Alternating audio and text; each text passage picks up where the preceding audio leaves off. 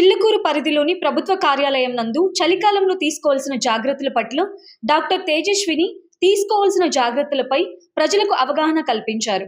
అలాగే చిన్నపిల్లలు పాటించవలసిన జాగ్రత్తలు, ఈ చలికాలంలో వేడి నీళ్లు తదితర అంశాలపై ఆమె మీడియాకు వెల్లడించారు. అందరికీ నమస్కారం అండి. నా పేరు డాక్టర్ తేజస్విని. నేను చిల్లకూరు ప్రాథమిక ఆరోగ్య కేంద్రంలో వైద్యాధికారిగా పనిచేస్తున్నాను. ఈ మంచు కాలంలో ఏమేమి జాగ్రత్తలు తీసుకోవాలి అనే దాని గురించి నేను ఒక నిమిషం పాటు చిన్న చిట్కాలు అనేవి షేర్ చేసుకోవాలని తలుచుకుంటున్నాను. ఈ వేసవి కాలంలో వైరల్ ఇన్ఫెక్షన్స్ అనేవి ఫ్రీక్వెంట్గా చూస్తూ ఉంటాము.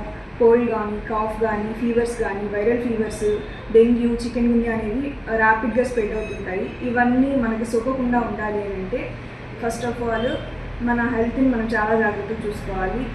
వేడి నీళ్ళు తీసుకోవడము, మస్కిటో నెట్స్ అనేవి వాడడము, మన పరిశుభ్రాలు మన చుట్టుపక్కలంతా పరిశుభ్రంగా ఉంచుకునేటట్టు చూసుకోవడము, దోమలు ఇవన్నీ లేకుండా చూసుకోవడము. ఎక్కడా కూడా నీళ్లు నిల్వ ఉండకూడదండి.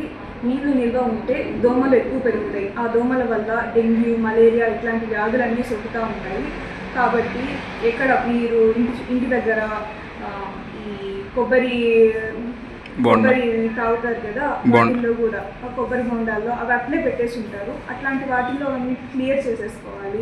ఎక్కడ కుండీల్లో కానీ ప్రతి శుక్రవారం రోజు మీరు ఇల్లు క్లీన్ చేసుకునే దాని మాదిరిగానే అవన్నీ కూడా ఎంటీ చేసుకొని, ఎక్కడ నీళ్ళు ఉన్నాయి, ఎక్కడ స్టాగ్నెంట్ ఉన్నాయి, ఎక్కడైనా లాగా గ్రో అవుతుందో అవన్నీ చూసుకొని క్లియర్ చేసుకుంటూ ఉంటే దోమలు పెరగకుండా ఉంటాయి. ఇంకొకటి మస్కిటో నెట్స్ అనేవి ప్రతి ఒక్కరు ఖచ్చితంగా వాడాలి.